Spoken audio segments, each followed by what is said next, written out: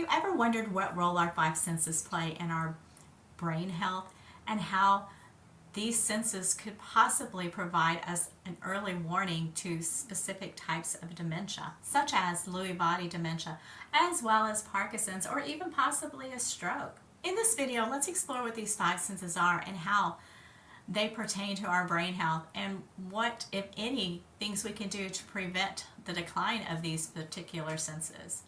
Hey, welcome to my channel. I'm Janie, and this is my channel, Raising Mom with Janie, and this is my journey with my mom as she faces the challenges of Alzheimer's and things that I have learned along the way. Let's talk about the five senses. How do these all play a part? And what do I mean by they could progress the disease of Alzheimer's or dementia? Let's talk about smell. Smell is the gateway to memories, is what they quote. And I mean, how many times have you smelled something and you immediately flash back to either a memory of someone or a memory of a fun time you had? My father wore Old Spice, so when I smell Old Spice, I immediately think of my dad and I get a warm hug from him from heaven. Or you smell something like cookies baking in the oven and you remember that time that you baked cookies with your mom. Those things come back through smell, so when you lose that sense of smell, you start to lose those memories as well. The decline in smell sensitivity is potentially a warning sign of memory failure. And I'm not talking about you lose your sense of smell for maybe a few weeks because you've just had a cold, or in COVID that was symptomatic to COVID. They found that this can be early warning signs to some types of dementia, in particular Lewy body dementia, as well as for Parkinson's. So if you notice that you no longer have that sense of smell, or it's not as strong as it used to be, or you notice that your loved one doesn't, it would be something that you want to address when you go to the next primary care appointment. This is particularly concerning because then they can't smell if something's burning versus food cooking. They can't tell if food is spoiled in the refrigerator. They don't know if that thing is toxic because they can't smell the fumes coming off of a cleaner. And so if they're living alone, you want to make sure that you protect them by having smoke detectors and carbon dioxide detectors in the house, as well as going through the refrigerator maybe once a week and making sure there's nothing in there that's spoiled that they can't smell that you can. And also making sure that products or cleaning products are locked away so that they can't have full access to them. My mother, to this day, she's funny because she's always going, "What's that smell? What's that smell?" So that was not my early warning sign. The next one is touch, your sense of touch. And we don't really think about that. I don't, I didn't. But they're not able to distinguish between hot and cold, and so they may put their hand straight on a hot burner or leave it in a tub of ice and not think about it. You want to make sure they're properly clothed if they go outside because they don't feel the heat, they don't feel the cold. Keep them warm in the winter and cool in the summer. Particularly concerning if they're still living at home, the sense of touch, because they can't feel for instance, if the shower is hot or cold. Make sure that the handles are marked clearly whether they're hot or cold, so they don't just turn full blast the heat on. Put some type of anti-scalding device on the plumbing to make sure they don't do that in error. Same thing goes for the stove or the oven. You want to make sure that everything is properly marked that they can see, and if not, if they're still struggling with that, then you may just want to disable the stove or oven so that they can't cook while you're not there. And here's a big thing. You want to hug them, you want to love on them. Don't stop doing that just because they aggravate you or you don't think that they notice. They do notice. They also like textures. My mother loves textures, anything soft. So if you're getting a gift, something soft, a blanket that's lightweight and soft but warm. They love that kind of stuff. A robe that's soft, the softer the better. I watch the residents at my mom's, they're constantly running their fingers over all the different textures in there, and that helps them keep that sense alive. So make sure that they're able to do that. Let's talk about taste. As we age, our taste buds change. Things that tasted great to us when we were a child, or that we remember tasting great as a child, they may no longer taste good. They can taste sweet. I don't know why. It's just one of those senses that they do keep, which is why they're always craving sweets, because that's what they can taste. And salty, very salty or very sweet. But not having a sense of taste works the same way as not having a sense of smell, in that you have the same concerns. Also, if they don't have a sense of taste, that's what makes them not want to eat.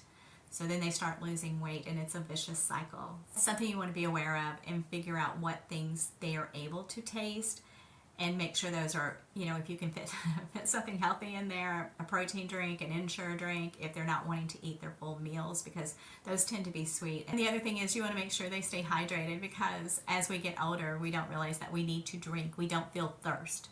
Hearing loss in seniors contributes so much to cognitive decline. There's a clear association between hearing loss and dementia. It changes their quality of life. I think back on a guy that I dated in high school, and he would come to pick me up in his car, and because his car was loud, he played his music loud, and I swear I could hear him a mile away, and I knew he was almost at the house, so I had to be ready to get out the door if my dad went fussing. I'm thinking that now he has no hearing. They become embarrassed with having hearing loss. They don't want people to know, and so their social life starts to shrink, because when they're in a room full of people and everybody's talking at once, it makes it very challenging for them to hear. They stop going to events that before they would have gone to. If you sense that a loved one has hearing loss, then it's important that you take them to an ears, nose, throat physician or otolaryngologist to have them test for hearing loss. And at that point, if a hearing aid is necessary, then that's what you do. Hearing aids are so small now. The stigma that, oh, he's wearing a hearing aid, is not like it was when our grandparents got them. Yeah, they're a little pricey. The cuter they are, or the smaller they are, the pricier they get. But it's worth it if it keeps their overall mental cognitive skills. If possible, protect their ears from loud noises. I mean, it's possible. That ship has already sailed and the damage is already done, because here's the thing. The delicate cells inside the inner ear encode sound, and they don't regenerate like other cells on your body do. Your skin or your liver cells, they will regenerate over time. But those delicate cells inside your ears do not. So if you've damaged them, they're done. So whatever you're born with is what you're going to die with. There will be no new cells in that area. So you want to make sure you protect them as much as possible. Your sight is another big one that plays a part in your cognitive decline. My mother has cataracts, and as they've gotten worse, and her eyesight has gotten worse, as far as I'm concerned, it progressed her cognitive decline. And part of that is because she's not able to do things that help keep that part of her brain alive. Like she used to do the adult coloring books. She used to do puzzles. She could do crafts, and now she's not able to see those things, so she can't do them. Vision loss affects their emotional well-being, their physical functioning, social interaction, as well as brain health, which makes vision impairment an increased risk for dementia. Currently, they're doing studies using the retina, using scans, and they're finding that there are certain markers that indicate that there could be Alzheimer's, dementia, Parkinson's, or even a stroke. They're hoping by these studies that at some point in our near future, that by providing this information, that retina scans will become a part of routine health care, and that we will be able to have early detection. If you were unfortunate enough to lose not only your hearing, but also your sight, that dual loss is especially dangerous for brain health, putting you in higher risk for dementia, or if you already are diagnosed with dementia, it could potentially progress the disease faster. Hearing and sight loss are both highly treatable. So you can go to your physician, you can go to your ophthalmologist and have your eyes examined and get glasses, or you can go to the ear, nose, and throat doctor and get a hearing aid. And so you want to maintain that overall health, to maintain your brain health. It is vital that you keep taking yourself to those appointments, or you take your loved one to those appointments. If you have not had a chance, please check out my video, Is This Alzheimer's? At the very end of that video, I give you a simulation of what it's like as an Alzheimer's person dealing with the disease as the brain is changing on a normal basis. There's a constant ringing or buzzing in their ears that I didn't know about, which makes communication with them hard even when they have good hearing, as well as their eyesight sort of starts to decline anyway, even with glasses, or if they're in memory care, chances are they don't keep up with their glasses. It is important that we maintain our overall health and keep those doctor's appointments that none of us want to go to. I mean, let's be honest, we don't. The senses are so vital to our brain health, and it's important that we keep those areas stimulated so that they don't shrink. So if you have them at home, do things that will help those parts of their brain, like with touch, with books, reading to them, get them engaged, taste different foods so they still have those senses. You want to keep those active as long as possible because that keeps that portion of their brain active. if they're in a facility that has a sensory room set up, that's amazing. My mom's facility has one set up. The only problem with that, my mom, who has sensitivity to smells, and she has not lost her sense of smell, so the sensory room is a little hard for her because they do use some triggering smells in there to keep that active. But hey, at least her smell's still working. Keep all of those in mind and find ways to keep that active with you or your person so that you don't lose those portions of your brain. I hope that you enjoyed this video and you got just a little bit out of it.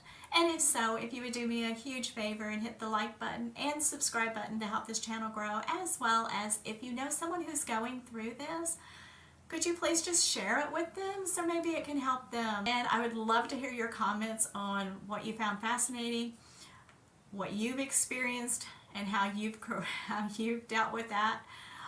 Please let me know. And remember, as always, life is a gift. Please cherish it always.